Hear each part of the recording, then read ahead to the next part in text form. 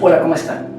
En este 15 de septiembre quiero compartir con usted algunos de los pensamientos y quiero invitarlo a la reflexión, quiero invitarla a la reflexión para que podamos comprender cuál es la historia de Costa Rica de cara a la independencia.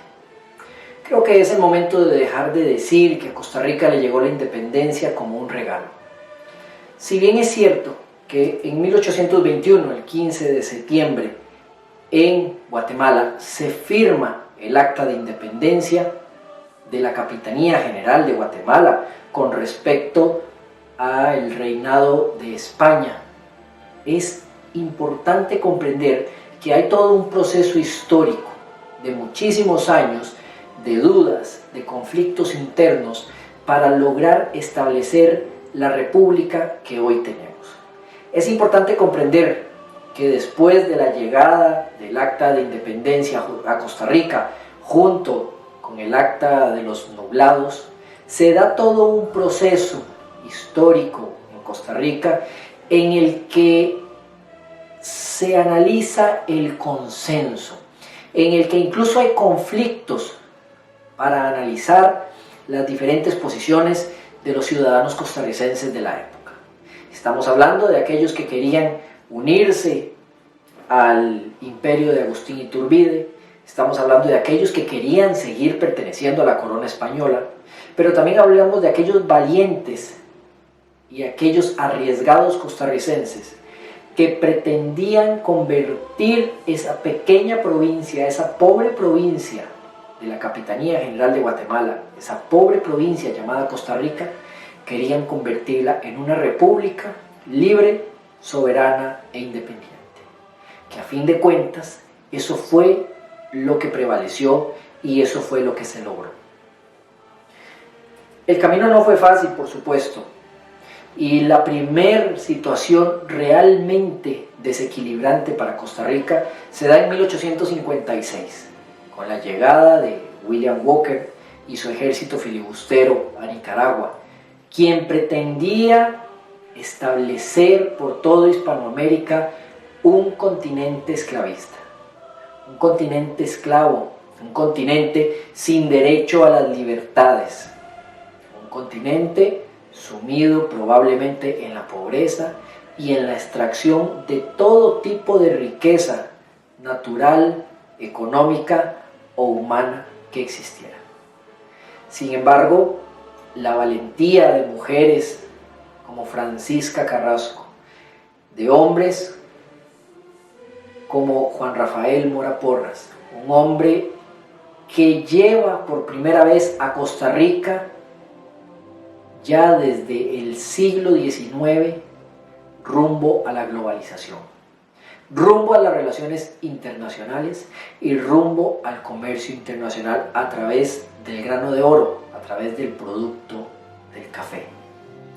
Es importante entender cómo la valentía de soldados como Juan Santamaría permitieron que sencillamente esa crueldad filibustera no cayera sobre nuestra nación. Y se defendió por primera vez en Costa Rica, el 20 de marzo de 1856, la soberanía sobre nuestro territorio, y por primera vez le dijimos al mundo que sobre los 51.100 kilómetros cuadrados de Costa Rica mandan los costarricenses. Luego acompañamos al ejército centroamericano, luchamos en Rivas, luchamos por defender a nuestros hermanos centroamericanos para evitar nuevamente cualquier tipo de riesgo esclavista. Porque no es suficiente con ser soberanos, tenemos que ser libres y tenemos que ser independientes, al precio que sea. Sin embargo, una vez que se logra esto y nos vamos rumbo hacia la mitad del siglo XX, empezamos a tener conflictos internos, conflictos que vienen desde finales del siglo XIX, con esos cambios políticos donde los liberales toman el poder en Costa Rica hacia finales del siglo XIX. donde empezamos a ver cambios a nivel educativo, donde empezamos a ver cambios a nivel económico, donde hay hombres como Alfredo González Flores, quienes se animan a implementar impuestos directos e indirectos, donde nace aquella famosa frase de que el rico pague como rico y el pobre como pobre, donde se demuestra que en Costa Rica existe la proporcionalidad.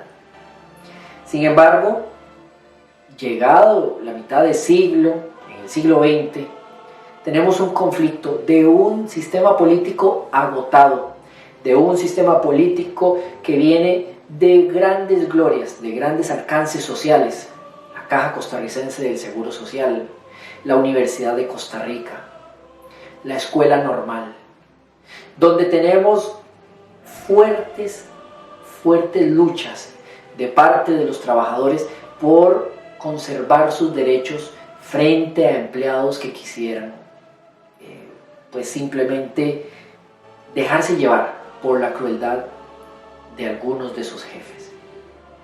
Es interesante entender cómo tristemente nuestro país cae en una lucha entre hermanos en la misma nación.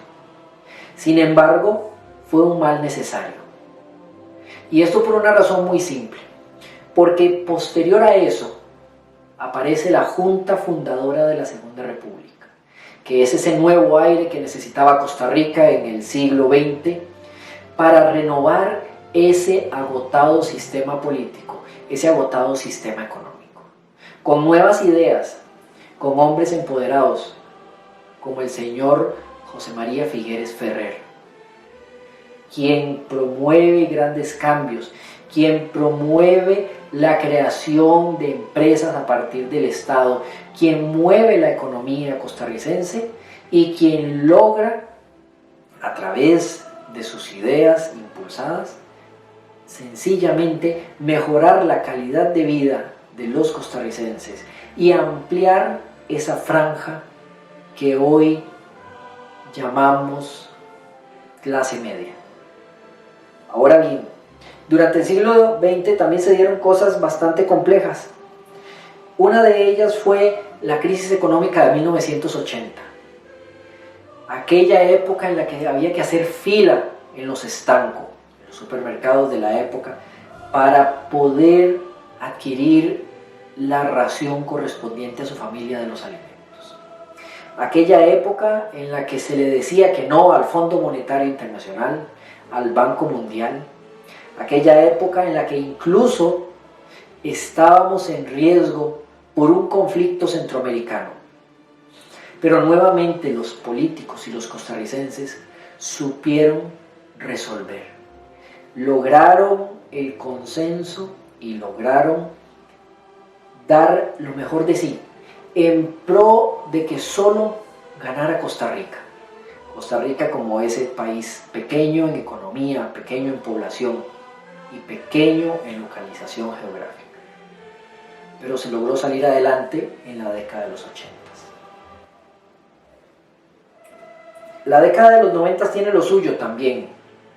Estamos hablando de una Costa Rica que empieza a notar cómo su sistema económico del monocultivo a través del café se deteriora. Sin embargo, nuevamente los costarricenses tienen la capacidad de reinventarse y de entender que el turismo se puede volver en una atracción de divisas, en una fuente de empleos.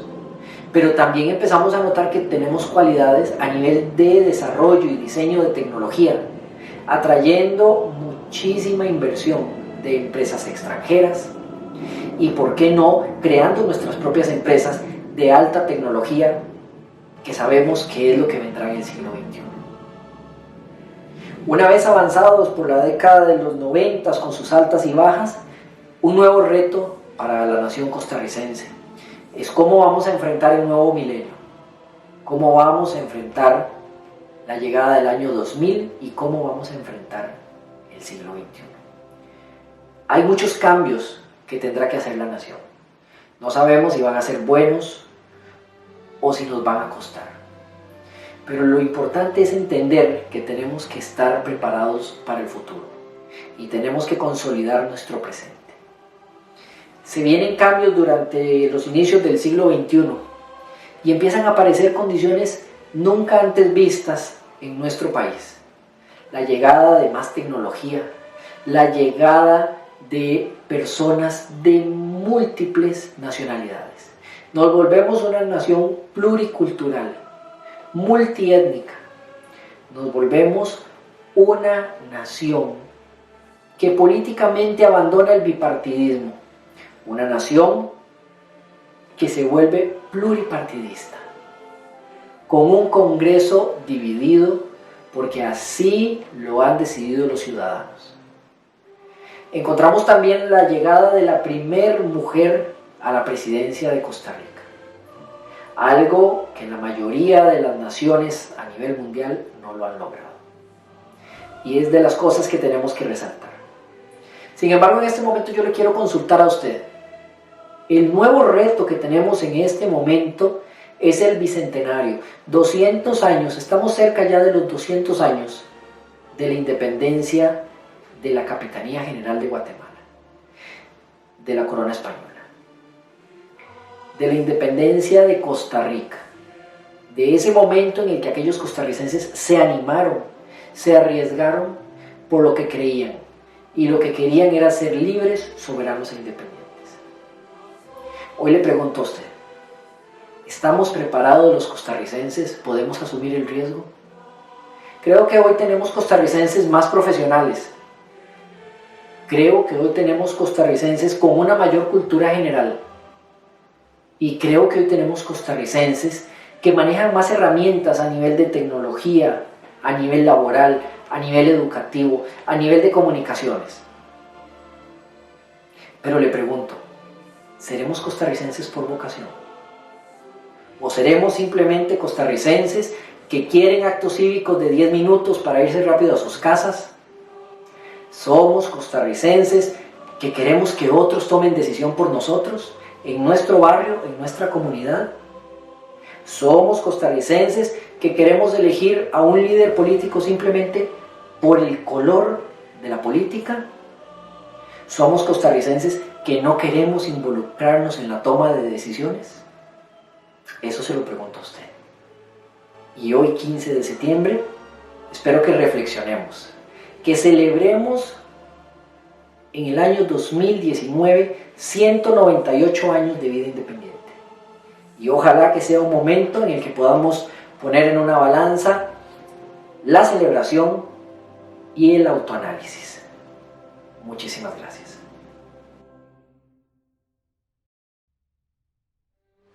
Gracias a la independencia, hoy tenemos libertad de expresión. Celebremos con alegría nuestra libertad, gracias que no tenemos ejército. Yo soy independiente y protejo en este día de la independencia la naturaleza.